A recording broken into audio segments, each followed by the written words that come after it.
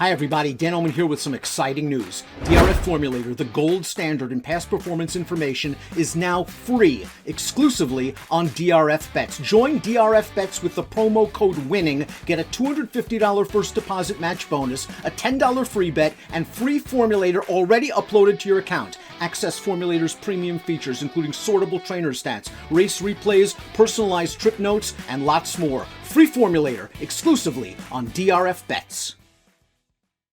Hey everyone, I'm David Aragona, taking a look at one of a couple stakes races on Saturday at Gulfstream Park. It is race 5, the Grade 3 Gulfstream Park Turf Sprint, going 5 furlongs on the turf course at Gulfstream, and probably not the most compelling wagering race, but I think is why they put it so early in the day at Gulfstream on Saturday. Just a field of 7 signed on. As they throw up the field for this race, you'll see there's a heavy favorite, the number 7 Gear Jockey. He is 3-5 on the morning line, and he looks pretty tough to beat in this race. Spoiler alert, I'm not going to be trying to do that myself, but we will talk about a few of the main contenders in here.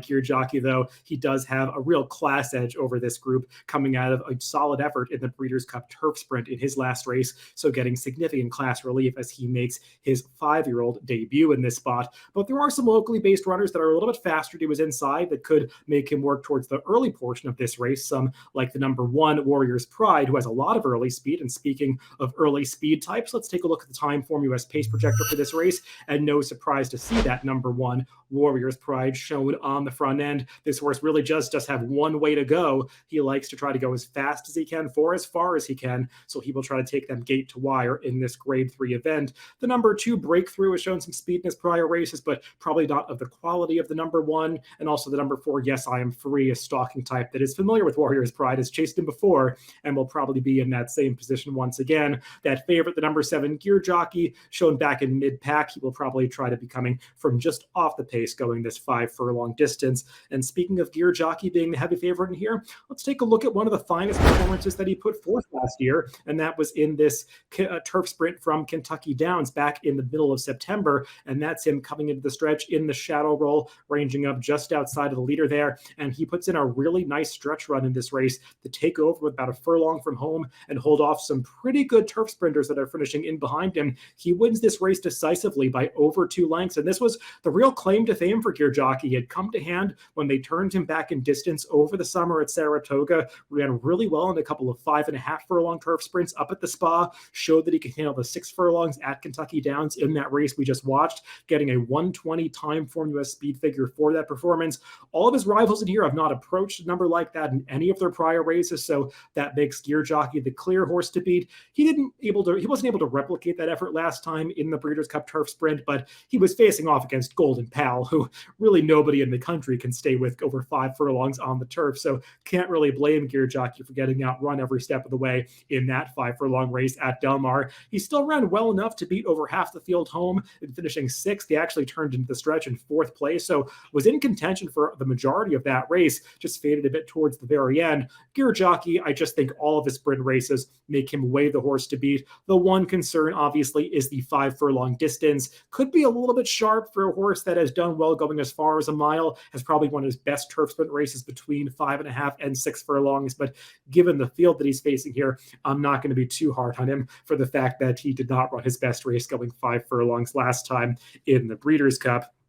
Another horse who could take some money in this race as the likely second choice is the number 5 Belgrano. When I say take some money, he'll be a distant second choice. He's listed at 9-2 on the morning line. And this is just a really likable horse. He's now an 8-year-old gelding. He's been around for a long time, competing at a variety of class levels. He's dipped into for claiming tags in the past. I believe his current trainer, Frank Russo, actually claimed him for just $16,000 a couple of years ago. And he's done quite well with this horse. He's collected, I think, 5 or 6 wins for the new stable over the past couple of seasons. And he did really well when they turned him back in distance earlier last year when he won the Rainbow Air Stakes at Monmouth, getting a strong 1:15 Timeform US speed figure. Hasn't quite gotten back to that number since then, though he did win again, going 5.5 at Laurel a bit later in the year.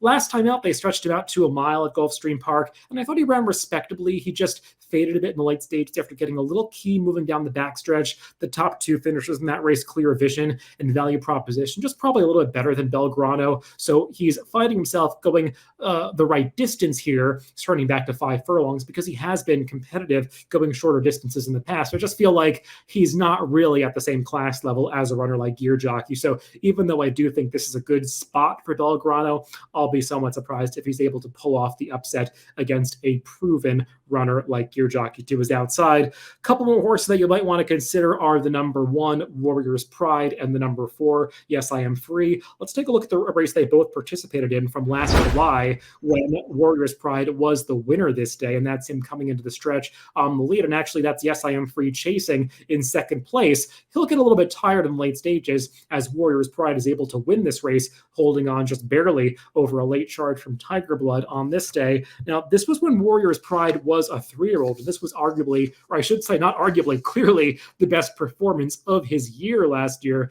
getting a 1:13 time formula speed figure to win that race over this course and distance. Now, he obviously ran poorly just after that when they tried that handicap, wasn't able to make the lead that day, and just folded his tent when they came to the top of the stretch and finished far back. He's been off for a long time since then, is making his return from a layoff in this Gulfstream Park Turf Sprint. So he's got some things to prove coming off the layoff, but he posted a very fast 45 and change drill over the main track last week. So seems like they got him tuned up to show a lot of speed coming off the layoff. We'll see if he can take them all the way. I think he'll have to hold off a much tougher rival in Gear Jockey than he did when he won that race last July at Gulfstream Park, but he definitely is one that is likely to take them to the lead from the top of the stretch here home. We'll see how long he can hold on for. The other horse coming out of that same race from last July, Yes, I Am Free. He has run a lot more times since then. I think he's run 5 times since that race with Warrior's Pride last July. Coming off a decent effort in the Janus Stakes last time out, facing off against some pretty good sprinters in Karotari and Extravagant Kid. He finished pretty well to be 4th that day with a 1:11 time formula speed figure. That number is right in there among the second tier of runners in this race, similar numbers to the kind that Belgrano and Warrior's Pride have earned. And Yes, I Am Free has that recency where he just earned that number a little over a month and a half ago. So he's got the right kind of stalking style to get a piece of this race, but he's just not of the same quality as Gear Jockey, as I keep saying about all of these second-tier contenders. So I'm not really viewing him as a win candidate, but he does seem like one that could get a piece of this. So let's cut right to the chase. We'll throw out my picks for this race. As I said at the top, I'm not trying to beat Gear Jockey. He's probably going to go down from that 3 to 5 morning line. He just looks like a very likely winner of this race. And as long as he handles this 5 furlong distance against this field at Gulfstream Park on Saturday, he's likely to make his 5-year-old debut a winning one. I've got that likable 8-year-old, the number 5, Belgrano, in second, and those 2 locally based runners, Warrior's Pride and Yes, I Am Free, in 3rd and 4th. But I think it's all about Gear Jockey in the Gulfstream Park Turf Sprint on Saturday at Gulfstream Park. Good luck if you're playing this weekend.